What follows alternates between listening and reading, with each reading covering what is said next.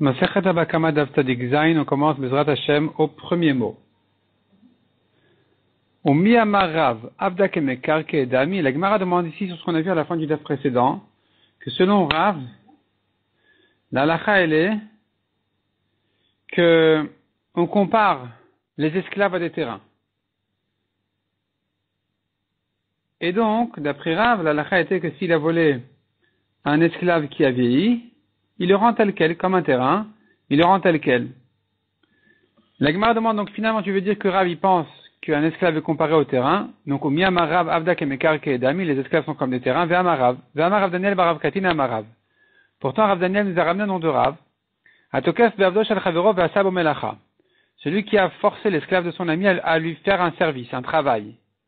Patour, il est patour, il n'a rien à payer à son ami, le maître de cet esclave. Si tu penses vraiment qu'un esclave est comme un terrain, Amaï Patour, pourquoi il serait Patour? Birshuta de Marekai, l'esclave, partout où il est, tout le temps, il est considéré comme chez son maître, puisque c'est comme un terrain, on ne peut pas le voler. S'il pouvait le voler et le rendre, alors quand l'esclave a travaillé entre-temps, le voleur pourra dire non, il était volé entre-temps, il était volé chez moi, donc le service qu'il m'a rendu, je ne te le dois pas. Je t'ai volé un esclave, je te rends un esclave. Mais si tu me dis maintenant, il n'était pas volé, c'est comme un terrain. Donc si c'est comme un terrain, donc tout le temps où il était chez le voleur, il est encore chez son maître. Il est encore comme chez son maître. Donc maintenant, quand il lui fait un service, ou un travail, le voleur devrait payer au maître. Répond la Gemara. Pourquoi il est pas tour ici? Parce que il a forcé à travailler en dehors de ses horaires de travail. Et donc le maître n'a rien perdu. Comme ce que Rabbi Abba a envoyé une halakha à Mari Barmar. Il lui a envoyé une sheila. Il lui a dit comme ça, va demander à Ravuna. Adar celui qui habite dans la cour de son ami, donc dans sa maison en fait, sans sa permission, sans qu'il le sache. Est-ce qu'il doit payer le loyer ou pas? La maison est vide, il est rentré là-bas, il s'est installé quelques jours, ou même quelques mois, et en l'absence donc du propriétaire, est-ce qu'il doit payer le loyer? On lui a répondu, non, on ne paye pas le loyer dans ce cas-là, la maison est libre de toute façon, ici il habite entre-temps là-bas, il ne paye pas le loyer. Donc ici aussi, comme on est en dehors des horaires du travail de cet esclave, et qu'il est donc on l'a comparé à un terrain, à une maison, donc de même que pour une maison, quand elle est libre, celui qui habite ne paye pas le loyer. Ici aussi, quand l'esclave est libre, celui qui le fait travailler ne paye pas. Demande à Gemara Chiashta, est-ce que c'est pareil? La comparaison elle est fausse. Mishlama Atam. Ça va encore là-bas pour la maison. Je comprends que celui qui habite en l'absence du propriétaire, il ne paye pas de loyer. Pourquoi? Ben leman d'amar betamit vayativ. Aussi bien d'après celui qui dit qu'une maison habitée est installée, elle est réparée, parce que dès qu'il y a le moindre problème, il le répare. La moindre fente, il la répare. Donc, ni chalé. Le propriétaire, il gagne du fait que quelqu'un habite dans sa maison, qu'elle soit pas vide. Il entretient la maison. Ben eman d'amar. Aussi bien d'après celui qui dit, Ushiya yukat sha'ar. Il y a un démon, un shindalet, qui abîme les maisons, les portes, dans les maisons vides. Donc ici, quand la maison elle est habitée, alors le propriétaire, il en profite qu'il évite ce genre de problème. Donc ni khalé, à nouveau il est content. C'est pour ça que celui qui habite dans une maison libre ne doit pas payer le loyer. Et là, mais ici pour un esclave libre, ni khalé de ni krushavde, est-ce que le maître il est content, il est satisfait qu'on fasse travailler et qu'on raffaiblisse son esclave? Amré, on dit achina mini khalé. Ici aussi il est content, il est satisfait de ça, de le listere avde, que son esclave ne s'habitue pas à paresser, à ne pas travailler. C'est-à-dire, s'il rencontrait le maître maintenant, le patron de cet esclave, eh bien l'autre il l'aurait remercié, il aurait dit tu l'as fait travailler, tant mieux qu'il travaille, c'est bien d'habituer à travailler. Donc ici, le voleur n'a pas à payer. Berav Yosef bar Chama, havu takif avde de inche, chez Rav Yosef bar Chama, il prenait de force les esclaves des gens, des masik beozouzé, qui lui devaient de l'argent, ve'avde beomelacha, et il lui faisait un travail. Donc les gens qui devaient de l'argent à Rav Yosef bar Chama, Rav Yosef Bachama, il prenait leurs esclaves, il les faisait travailler. Amal et Rabba Vere. Rabba son fils, ou Rava son fils, l'a objecté, lui a dit, mais comment est-ce possible de faire une chose pareille? Comment est-ce qu'on pourrait permettre une chose comme ça? Pour quelle raison mon maître, donc lui son père, fait comme ça? Amale, Damar Rav Nachman, parce que Rav Nachman a dit, Avdan hom kerese lo shavé. Un esclave ne vaut pas le pain de son ventre. Donc je lui ai rien volé. J'ai rien pris en utilisant les esclaves de ceux qui me doivent de l'argent. En fait, je leur ai rien pris parce que l'esclave ne vaut pas le pain que le maître doit lui donner. Amar lui a dit, madame Rav Nachman, je dis bien que Rav Nachman pense comme ça. Et sur qui Rav Nachman a parlé? Kegon Daru Avde, comme son esclave Daru, des Markid Bekouvé, il danse Bekouvé. C'est pas un homme de travail, c'est un homme, il va s'amuser.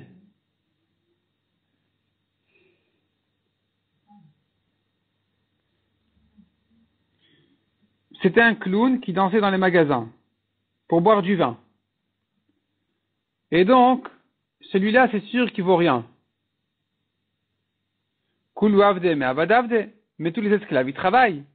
Donc, en général, utiliser un esclave, ça doit être interdit.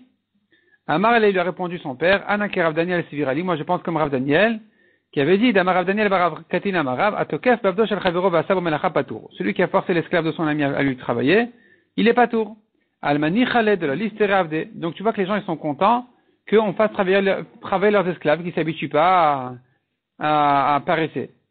Amale, alors Rava continue à objecter son père en lui disant, Anemile Chad de l'Omasik Bozouze. Ça, c'est valable pour quelqu'un à qui on ne doit pas d'argent. Lui, il utilise l'esclave de son ami, il fait travailler, ça va, il est pas tour. Mais toi, mon maître, mon père, Kevan de Masik Beozouze, puisqu'ils te doivent de l'argent, Mirze Keribit, ça ressemble à Ribit, ça ressemble à des intérêts sur le prêt. Damar Avesef Barminum Yamarav Nachman Afal Pishamrou, malgré qu'on a dit, Hadar Bechatzer Avero Shalomidato, celui qui habite chez son ami sans qu'il le sache, En Tsarich Lalot Sachar, n'a pas besoin de payer le loyer.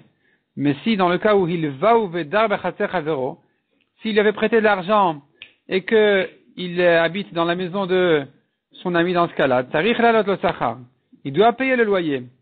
Pourquoi? Parce que s'il habite gratuitement, si le prêteur habite gratuitement chez son emprunteur, alors ça ressemble à des intérêts sur le prêt, c'est un ribit. Et donc ici aussi, utiliser les esclaves de celui qui te doit de l'argent, ça paraît être ribit, ça paraît être comme des intérêts sur le prêt. Amar le hadrebi. Alors, effectivement, Rav Yosef Bachama dit à son fils, si c'est comme ça, tu as raison, je change d'avis, effectivement, je pense que ça devrait être interdit. Itmar. L'Agmar nous ramène une nouvelle halakha. Atokef sfinato shel chavero v'asav hamelacha. Celui qui a pris de force le bateau de son ami, il s'en est servi. Amar Rav. Maintenant vient le propriétaire du bateau. Combien il prend? Ratza sraranotel. Ratza partanotel. C'est-à-dire comme ça, on peut évaluer ici de deux manières. Soit il doit payer le loyer du bateau. Celui qui a volé le bateau, qu'il a utilisé, il devrait payer le loyer du bateau. Soit il peut dédommager en cas où il y a quelque chose qui s'est abîmé. Des fois, le loyer il est plus cher, et des fois, s'il y a quelque chose qui s'est usé, qui s'est abîmé, c'est plus cher. Eh bien, le propriétaire du bateau, c'est lui qui va choisir le prix le plus fort. Il peut prendre soit l'un, soit l'autre. Soit le loyer. Si le bateau est revenu en bon état, il va prendre le loyer. Et s'il est revenu en mauvais état, il va lui dire, écoute, le loyer n'est pas suffisant, tu me payes tous les dommages. Ça, cette réponse, Rav. Ou Shmuel Amar, et non notel la parta. D'après Shmuel, non. Il paye pas le loyer, il paye que uniquement ce qu'il a abîmé. Amar Rav Papa, l'obligé. Rav Papa, il vient dire, même pas de marloquette entre Rav et Shmuel, en fait. Ha de la vida le agra, ha de la vida le agra. Ça dépend si ce bateau-là, il était, en général, loué ou pas. Si ce bateau-là, il était prêt à être loué, était destiné à être loué, alors, effectivement, le propriétaire pourra dire, écoute, je veux le loyer. L'usure n'est pas suffisante, je veux le loyer. Si par contre c'était la vida la grâce, c'était pas réservé à, il n'avait pas l'intention de le louer. Dans ce cas-là, il ne pourra pas se faire payer le loyer, il ne pourra que prendre ce qui s'est abîmé. Vibaïtema, ou bien, si tu veux, deuxième réponse, Havea David Aleagra. Il n'y a pas de marloquet. Dans les deux cas, il s'agit que le bateau est fait pour être loué. Hadenachit leadata deagra. Ça dépend si maintenant le voleur, quand il a pris le bateau, qu'est-ce qu'il avait comme intention. S'il avait l'intention de payer le loyer, alors effectivement, le propriétaire pourra soit recevoir le loyer, soit recevoir le dommage, ce qui est plus fort. Veha denachit leadata de gazanuta. Mais si par contre le voleur avait l'intention de voler, de ne pas rendre, dans ce cas-là, il n'y a pas de loyer à payer. Il devra rendre le bateau tel qu'il valait au moment où il l'a volé. Donc il n'y a pas de loyer, mais par contre, il va le dédommager. C'est-à-dire, si le bateau s'est abîmé, il devra payer. Gazal, Matbea, Venisdak, Vecholi, on a vu dans la Mishnah la différence entre quelqu'un qui a volé une pièce de monnaie. Dans le cas où elle s'est fendue, elle s'est abîmée physiquement, et le cas où on l'utilise plus. Cette monnaie-là n'est plus intéressante. Si la pièce physiquement s'est abîmée, il ne peut pas la rendre telle qu'elle. Il doit la payer. Mais si la pièce, elle est restée intacte, mais aujourd'hui, on ne l'utilise plus, dans ce cas-là, il pourra lui dire, Aresh al khalefanecha, voici ce qui t'appartient devant toi, récupère ta pièce, je te l'ai volée, reprends-la maintenant. Amar Ravuna. La Gemara dit là-dessus, Ravuna vient dire nisdak mamash. Quand on a dit la pièce elle s'est fendue, ça veut dire elle s'est réellement fendue. Nifsal, et quand on a parlé d'une pièce qui est nifsal, qu'est-ce que ça veut dire nifsal? Psalto malchut. Ça veut dire que ici le roi il a annulé cette pièce et dans ce cas-là, on a dit il peut la rendre. Mais si elle s'est physiquement abîmée, il peut pas la rendre. Ça c'est Ravuna. Mais Ravuda Amar, Ravuda n'est pas d'accord, il dit ben non, psalto malchut, nami ainu nisdak. Si le roi a annulé cette pièce-là, c'est comme si elle avait été abîmée physiquement. C'est comme si elle s'était fendue. Et la echidami nifsal. Alors qu'est-ce qu'on appelle nifsal? Elle est devenue pasoul. Qu'est-ce que ça veut dire nifsal? Si c'est le roi qui l'a annulée, on a dit, il ne pourra pas la rendre. Il faudra dire ici, chez Psalto Medina, Zov et Medina Acheret. Dans cette région, dans ce pays, on n'utilise plus cette pièce-là, mais ailleurs, on peut l'utiliser. Ça, c'est le cas où la Mishnah dit, il lui rend la pièce telle qu'elle. Amar le Rav Chizda le Ravuna. Rav Chizda demande à Ravuna, les didach de Amrat Nifsal Psalto Malchut. D'après toi, Ravuna, qui avait dit que si le roi a annulé la pièce, c'est le cas de la Mishnah où il dit, écoute, tu récupères ta pièce. Tu récupères ta pièce qui ne vaut en fait plus rien. Tu la récupères quand même. Arrête, comment il va comprendre le cas de la Mishnah? Perot virkivu yain ve'echmitz, des fruits qui ont pourri. Il a volé des fruits et ils ont pourri ensuite. Il lui a volé du vin et le vin ensuite a tourné. Des chib saltomal choudami. Ça ressemble au cas où le roi avait annulé la pièce. Ça y est, ce vin est annulé, ces fruits sont annulés. Vektane meshalem kishat akzela. Or la Mishnah dit là-dessus qu'il faut payer. Il faut payer le prix qu'il valait au moment du vol. Donc pourquoi ici quand la pièce ne vaut plus rien, quand elle était annulée par le roi, il peut la rendre telle qu'elle, alors que des fruits il les rend pas telle qu'elle. Amar répond la Gemara, comme on a déjà introduit, là-bas, dans le cas des fruits et du vin, il s'est abîmé physiquement, le goût est différent, l'odeur est différente, donc il ne peut pas rendre, c'est autre chose, il ne rendra pas cette chose-là. Mais ici la pièce, elle est restée intacte, donc il peut la rendre même si elle a été annulée, même si elle a perdu sa valeur. Amar le Rava le Rav Yehuda, ou Rava le Rav Yehuda. Rava a dit à Rav Yehuda,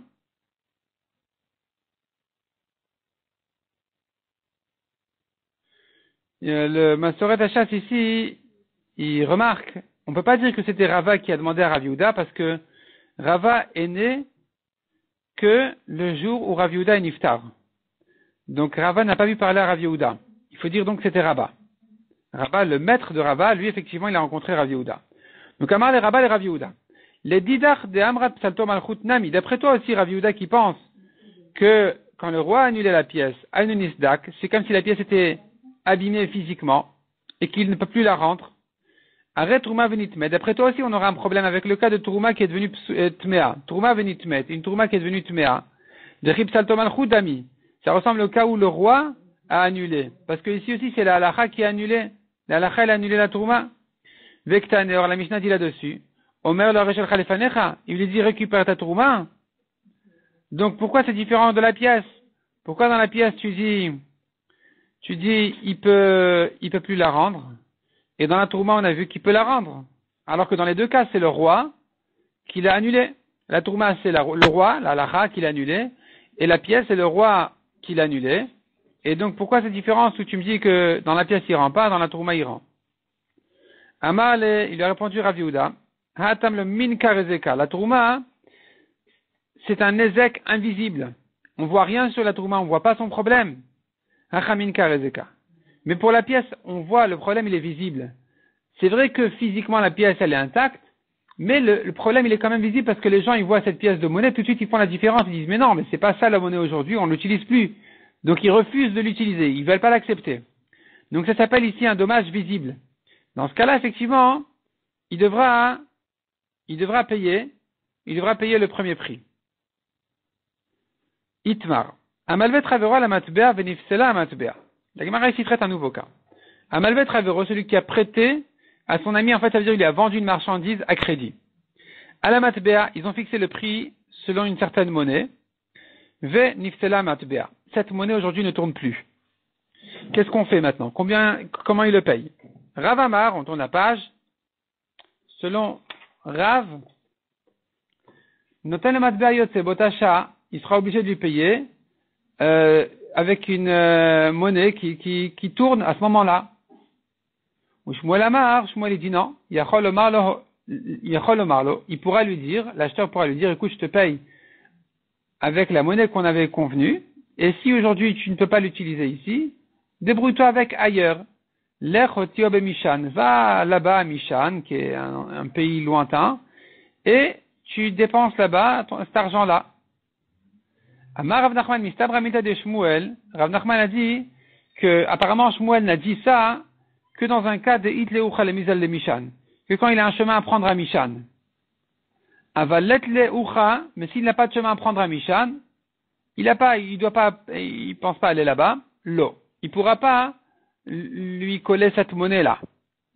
Et tu verras Rav Nachman. Rava il objecte. En mechalelin. On ne rachète pas du Maser Sheni. Le Maser Sheni, il faudrait le manger à Yerushalayim. On peut le racheter sur place et amener l'argent pour acheter avec de la nourriture à Yerushalayim. Quand on rachète le Maser Sheni, on ne peut pas le racheter sur une monnaie qui n'est pas la monnaie qui tourne ici. Donc, en mechalelin ala ma'ot, shenam yotzot. On ne rachète pas sur une monnaie qui ne tourne pas ici. Ketan, comment ça? Hayu le ma'ot kozviot Yerushalmiot. S'il avait des pièces de monnaie de Ben Koziva. Ben Koziva, c'était une ancienne monnaie à Yerushalayim, et donc elle tourne plus aujourd'hui. Oshay Melachim Arishonim, ou bien des anciens rois. En mechalelin, on ne rachète pas sur cette monnaie-là. Hachel Achonim, Dumia des Rishonim. Donc, déduit de là, que si c'est une monnaie de nouveaux rois, des derniers rois, des rois récents, mais Dumia des Rishonim, dans un cas où ça ressemble aux anciens rois, pour dire cette monnaie ne tourne plus ici, mais Khalelin, on peut racheter quand même. Donc pourquoi Rav Nachman a dit que s'il n'a pas son chemin à prendre là-bas, eh bien, il ne pourra pas lui donner cette monnaie, alors que ici, pour acheter les pièces, pour acheter le Maser Sheni, on voit ici, on peut le racheter sur des pièces de monnaie qui tournent pas ici, mais qui tournent ailleurs, même s'il n'a pas son chemin à prendre là-bas. Amar le'acha b'mayaskinan, de quoi il s'agit ici? Que she'en manchiot makpidot zu al zu. C'est-à-dire que ici, les pays ne sont pas makpid un sur l'autre, ils se gênent pas qu'on fasse passer la monnaie de l'un à l'autre, et donc cette monnaie, elle a toujours de la valeur. Elle a toujours de la valeur, et donc on pourrait racheter dessus. Même si c'est pas la monnaie locale, mais elle a quand même de la valeur, donc on peut racheter dessus. La Gemara demande, alors, tu veux dire par là, et la Kiyamar Shmuel, ce que Shmuel a dit de ne pas payer avec une monnaie quand il n'a pas son chemin à prendre là-bas, de quel cas il s'agirait? Que chez Malchuyot Makpidot Zualzu. Tu veux dire par là qu'il s'agit d'un cas où les pays ne laissent pas passer cette monnaie. C'est pour ça que s'il n'a pas son chemin à prendre là-bas, on ne pourra pas lui payer avec cette monnaie. Et alors si c'est comme ça, pourquoi s'il a son chemin à prendre là-bas, tu peux lui coller cette monnaie? Qu'est-ce qu'il va en faire? Comment il va l'amener? On va l'empêcher de rentrer la monnaie ici, il pourra pas l'utiliser. Répond la Gemara des Mamtila les Adrak. Cette monnaie, elle peut lui passer difficilement. C'est-à-dire, des lobes marchés, ils fouillent pas les gens. Les contrôleurs ne fouillent pas les gens. Veimash Kechekabde. Mais s'ils trouvent cette monnaie-là, ils la jettent. Ils en font un problème. Et donc, finalement, il en ressort comme ça. Nous avons une monnaie qui ne tourne pas ici, mais qui tourne facilement ailleurs. Dans ce cas-là, et puis il y a du passage. Et dans ce cas-là, même s'il n'a pas son chemin à prendre là-bas, c'est une monnaie qui est valable ici aussi. On pourra racheter dessus le Maser Sheni. Nous avons par contre une monnaie qui ne tourne pas ici, et il n'y a pas vraiment de passage là-bas. Alors, s'il n'y a pas du tout de passage là-bas, impossible, dans ce cas-là, effectivement, cette monnaie ne vaut plus rien. On ne pourra plus l'utiliser. On ne pourra plus s'en servir ni pour payer la marchandise, ni pour racheter le Maser Sheni, ni rien du tout. Mais si elle peut passer difficilement,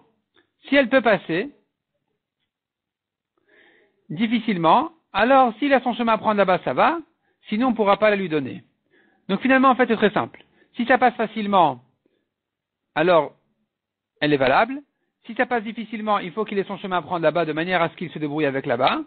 Et si ça ne passe pas du tout, alors elle n'a plus de valeur. On ne peut plus l'utiliser ici du tout. Tashma. L'Egma continue à ramener une objection. En mechalelin almaot shel kan vehen bebavel. On ne peut pas racheter du Maser Sheni sur des pièces qui tournent ici à Yerushalayim, parce que la Gemara ici nous ramène une braïta. Les braïtot ont été cités, ont été en fait rédigées, ont été faites en Eretz Israël. Donc, quand la braïta nous parle des Maot Shel Kan, de l'argent d'ici c'est Eretz Israël. Vehen de Bavel. Donc, de l'argent d'Eretz Israël qui se trouve à Bavel, on ne peut pas l'utiliser pour acheter un Maser Sheni. Veshel Bavel, Vehen Kan, de même, inversement, de l'argent de Bavel qui se trouve ici en Eretz Israël, on ne peut pas l'utiliser non plus. Et pareil, Shel Bavel, Vehen Bavel, par contre, je veux dire, Shel Bavel, Vehen Bavel, Mechalelin. L'argent de Bavel qui se trouve là-bas, on peut racheter dessus son Maaser Sheni. Katan Emiyat. On a enseigné ici cependant, En Mechalelin al-Maot Shel Kan, Vehen de Bavel. On ne rachète pas le Maaser Sheni sur de l'argent sur de l'argent d'ici, d'Eretz Israël, qui se trouve à Bavel. Pourquoi pas? Pourtant, il s'agit bien d'un cas de quelqu'un qui prend son chemin à Yerushalayim, parce qu'est-ce qu'il va faire de cet argent-là, si ce n'est que de monter l'argent à Yerushalayim? Et pourtant, on lui interdit de racheter. Afalgav de Sofalem et Sakle Atam, même si son intention est de monter là-bas. Donc ici, tout d'un coup, la Gemara, elle parle d'Eretz Israël en disant là-bas, parce que c'est la Gemara qui parle. La Gemara, c'est Talmud Bavli. Donc, dans les Braïtot, ici c'est Eretz Israël, là-bas c'est Bavel. Quand c'est la Gemara qui commence à parler, comme ici en araméen, les Mesak et Atam, c'est l'araméen. Donc, quand la Gemara elle parle, c'est la Gemara qui est à Bavel, qui parle sur Eretz Israël en disant, il va monter l'argent là-bas. Donc, la question elle est en fait, puisqu'il a l'intention de monter là-bas, quel est le problème de ramener? Quel est le problème de racheter? Quel est le problème de racheter à Bavel avec de l'argent d'Eretz Israël, puisque de toute façon il va l'amener là-bas? Répond la Gemara Chabemayaskinan, de quoi il s'agit ici? Keshem al-Khuyot Makpidos Zualzo. Les pays, les rois sont makpidins sur ne pas faire passer l'argent de là à là, donc il ne pourra pas racheter comme ça son Maaser Sheni. Demande la Gemara, mais si c'est comme ça, qu'est-ce que tu as gagné alors? Yachi Shel Bavel Ven Bebavel et Maïchazou, quand tu lui permets de racheter son Maaser Sheni avec de l'argent de Bavel à Bavel, qu'est-ce que ça va lui servir? Il a racheté son Maaser Sheni, donc il a racheté la Kedusha des fruits sur sa monnaie de Bavel. Qu'est-ce qu'il va en faire maintenant? Il ne peut pas la monter en Eretz Israël. Or, le Maaser Sheni doit absolument arriver en Eretz Israël. Répond la Gemara, Chazou des Avin Bo Behema. Il peut, avec cet argent-là, acheter une Behema. Ou Masik l'Yerushalayim, il a qu'à acheter avec ça un veau, un agneau, et il le monte à Yerushalayim et le mangera là-bas. Il en fera un korban, et il le mangera là-bas. Donc, on a résolu le problème. Il s'agit, la raison pour laquelle on n'accepte pas de la monnaie d'Eretz Israël à Bavel, c'est parce que il n'y a pas de passage du tout, on n'accepte pas cette monnaie-là, elle ne peut pas passer du tout en Eretz Israël, et donc, elle est plus valable à Bavel. Demande la Gemara Vatanya, pourquoi tu dis que la monnaie ne peut pas passer en Eretz Israël? Pourtant, on a appris dans une braïta, Hitkinu, il y a une takana de Chachamim, Shiyu Amot Esad Birushalayim, Mipnei Kach. Et les Chachamim ont fait une takana spéciale que les monnaies de Bavel puissent passer à Yerushalem, puissent tourner à Yerushalem de manière à résoudre tout ce genre de problèmes. Que les gens de Bavel puissent racheter facilement sans, les gens même d'Eretz Israël puissent racheter sur de la monnaie de Bavel, et de Bavel sur la monnaie de Bavel aussi, sans problème, de toute façon, de manière à éviter ce genre de problème. Et donc, pourquoi tu me dis non, il n'y a pas de passage, on est coincé? Répond la Gemara Marabizera Lokashia. Kan bisman yad Israël takifal alumot haolam. Ici, il s'agit que c'est les Juifs qui dominent. Et donc, ils peuvent faire cette takana que la monnaie de Babel puisse tourner en Eretz Israël.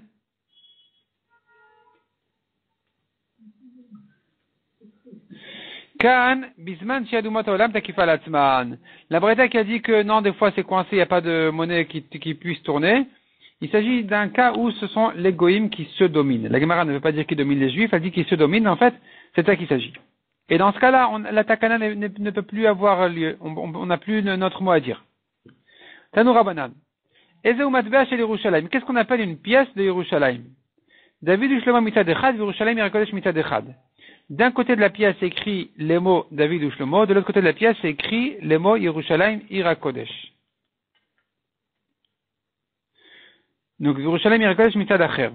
Vezeu matbea shel Avraham Avinu, qu'est-ce qu'on appelle une pièce d'Avraham Avinu? Zaken uzkena mitzad echad, ou vachur betula mitzad acher. D'un côté de la pièce, c'est écrit les mots Zaken et Zkena, en faisant allusion à Avraham et Sarah.